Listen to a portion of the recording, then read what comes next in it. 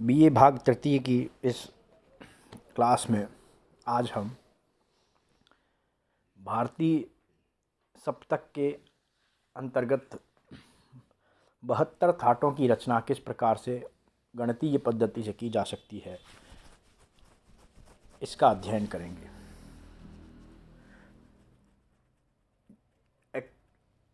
यह जो 72 मेल की जो पद्धति है, वास्तव में यह दक्षिण भारतीय संगीत यानी कर्नाटक संगीत में प्रचलित है। हमारे यहाँ जो स्थान थाट का है, वही स्थान दक्षिण भारत में मेल का है।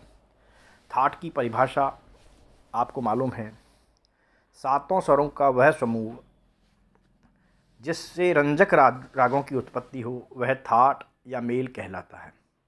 यानी आसान भाषा में इससे बोलें तो जो सारे गामा पा धा नी सा, सारे गामा पा धा नी, ये 7 स्वर हैं, इनमें से किस राग में कौन सा स्वर शुद्ध या विकृत लगेगा, यह थाट को निर्धारित करता है। यानी जैसे उत्तर भारतीय संगीत का जो सबसे पहला थाट है बिलावल थाट, उसमें समस्त स्वर शुद्ध प्रयुक्त होते हैं, और भारतीय कल्याण थाट में तीव्र म प्रयुक्त होता है और बाकी सभी स्वर शुद्ध प्रयुक्त होते हैं। इसी तरह से आसावरी थाट में ग, ध और नी कोमल हैं, बाकी सभी शुद्ध हैं। इस प्रकार से ऐसा कॉम्बिनेशन सातों स्वरों का, जिसमें कोई स्वर किसी स्वर का तीव्र रूप हो, किसी का कोमल रूप हो, किसी का शुद्ध रूप हो, ऐसे कितने कॉम्बिनेशन टोटल बन सकते हैं, यह गणितीय सिद्धांत के आधार पर हम थोड़ी चर्चा करेंगे।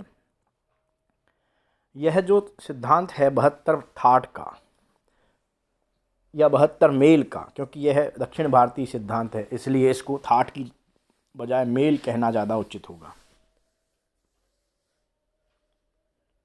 अंग्रेजी भाषा में वीएस निगम ने थाट की परिभाषा इस प्रकार दी है: the collection of 7 notes which produce ragas is called thaat और मेल। तो आपको यह समझ में आ गया कि थाट क्या होता है। अब कुल मिला के शुद्ध और कोमल और तीव्र मिला के हमारे सप्तक में 12 स्वर हैं। इन 12 स्वरों से कुल कितने थाट अधिकतम संभव हैं, इसकी चर्चा सबसे पहले पंडित वेंकट मखिन ने की थी और इसका सिद्धांत प्रतिपादित किया था। दक्षिण भारतीय संगीत में क्योंकि एक स्वर के अलग अलग नाम है। उदाहरण के लिए जैसे मान लीजिए हमारे उत्तर भारतीय संगीत में जो कोमल ऋषभ है, वह दक्षिण भारत का शुद्ध ऋषभ है, और हमारा जो शुद्ध ऋषभ है वह दक्षिण भारत का शुद्ध गंधार भी है उसका नाम, और चतुश्रुतिक रे भी है उसका नाम। इसी प्रकार से जो हमारा कोमल ग है वो उनका शुद्ध ग भी है और उसका नाम षट्श्रुतिक रे भी है। और इस प्रकार जैसे मध्यम, हमारा शुद्ध मध्यम भी उनका भी शुद्ध मध्यम है, हमारा तीव्र मध्यम उनका प्रति मध्यम है। इसी प्रकार जो हमारा कोमल दैवत है वो उनका शुद्ध दैवत है, और हमारा शुद्ध दैवत उनका शुद्ध निषाद भी है और चतुश्रुतिक रे भी है, चतुश्रुतिक दैवत भी उसका नाम है।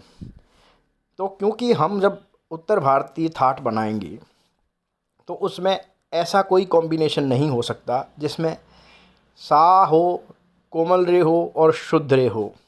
यह हमारे उत्तर भारत के हिसाब से कोई भी थाट नहीं बनता, परंतु यह दक्षिण भारतीय पद्धति के हिसाब से एक थाट है, क्योंकि जो कोमल रे है वह शुद्ध रे है, और जो शुद्ध रे है वह उसका नाम शुद्ध ग भी है और कहीं कहीं चतुश्रुतिक रे भी है।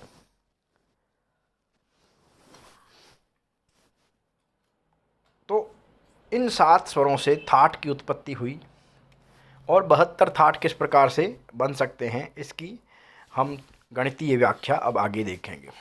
सबसे पहले हमारे कुल शुद्ध और विकृत स्वर मिला के 12 स्वर हैं, है ना। इसको हम 2 भागों में बांट देते हैं। पहला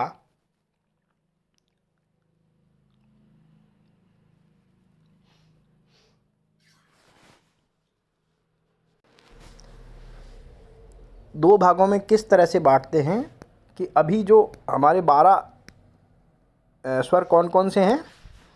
सा, कोमल रे, शुद्ध रे, कोमल ग, शुद्ध ग, शुद्ध म, तीव्र म, पंचम, कोमल धैवत, शुद्ध दैवत, कोमल निषाद और शुद्ध निषाद। इसमें से एक बार हम तीव्र मध्यम को हटा देते हैं तो हमारे कितने स्वर हो गए? 12 की जगह 11 हो गए।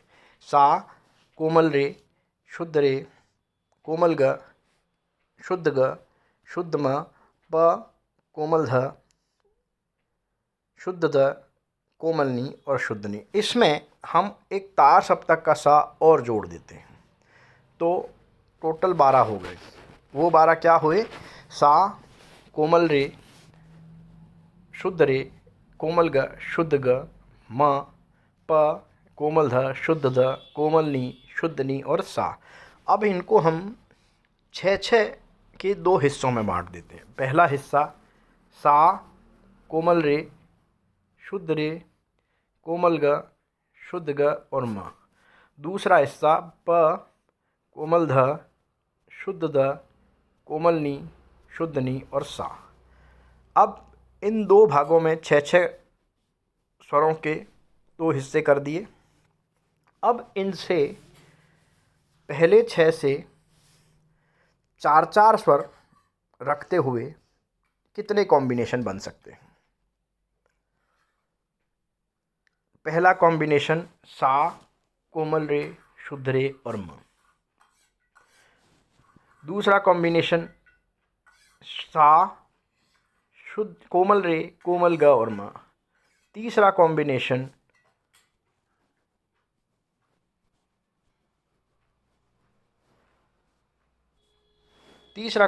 देखिए सा, शुद्ध रे, शुद्ध ग, म। ये मैं अभी केवल पूर्वार्ध की बात कर रहा हूँ, यानी इस वाले हिस्से की। इस वाले हिस्से से कितने 4-4 स्वर के समुदाय बन सकते हैं? पहला यह, दूसरा ये, तीसरा ये, चौथा सा, कोमल रे, शुद्ध ग, म। पांचवा सा, शुद्ध रे, कोमल ग और म। छठा सा, कोमल ग, शुद्ध ग और म। आपको ये देखना है कि सा को कभी भी हटाना नहीं है, वरना और भी ज़्यादा बन सकते हैं। सा को रखना है और बाकी स्वरों के, बाकी 5 स्वरों में से 3 कोई भी स्वर लेकर के पहले जो पूर्वार्ध है उसके ये 6 कॉम्बिनेशन बनते हैं। ठीक है। इसी तरह से उत्तरार्ध के भी 6 कॉम्बिनेशन बनते हैं। 1, 2, 3, 4, 5, 6। उत्तरार्ध के भी 6 कॉम्बिनेशन हो गए और पूर्वार्ध के भी 6 कॉम्बिनेशन हो गए। अब आगे चलते हैं।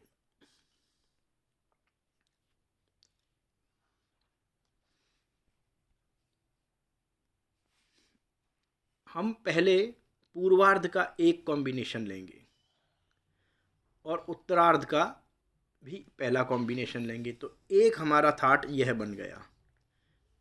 इसी तरह से हम दूसरा पूर्वांग और पहला उत्तरांग, इसी तरह से तीसरा पूर्वांग और पहला उत्तरांग, चौथा पूर्वांग और पहला उत्तरांग, पांचवा पूर्वांग और पहला उत्तरांग, छठा पूर्वांग और पहला उत्तरांग। यानी एक पूर्वांग को 6 उत्तरांग से मिला करके 6 मेल बन सकते हैं। इसी प्रकार एक पूर्वांग से 6 बनेंगे तो 6 पूर्वांग से कितने बनेंगे? टोटल 6 × 6 यानी 36 बन जाएंगे। तो हमारे 36 तो हमको ये मिल गए। इस प्रकार से प्रत्येक पूर्वार्ध से एक उत्तरार्ध को मिला करके टोटल 36 हमारे मेल बन गए। ये 36 मेल शुद्ध मध्यम वाले हैं। अब इनके शुद्ध मध्यम को अगर हम रिप्लेस कर दें तीव्र मध्यम से तो इस प्रकार 36 और बन जाएंगे।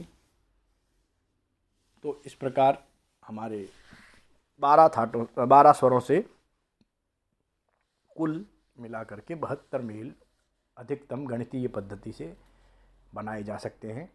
यह सिद्धांत चतुर्थंडी प्रकाशिका में पंडित वेंकटमुखी ने दिया था। और इसमें अगर आपको कोई जिज्ञासा या शंका हो तो आप व्हाट्सएप ग्रुप के माध्यम से उस शंका को रख सकते हैं। धन्यवाद।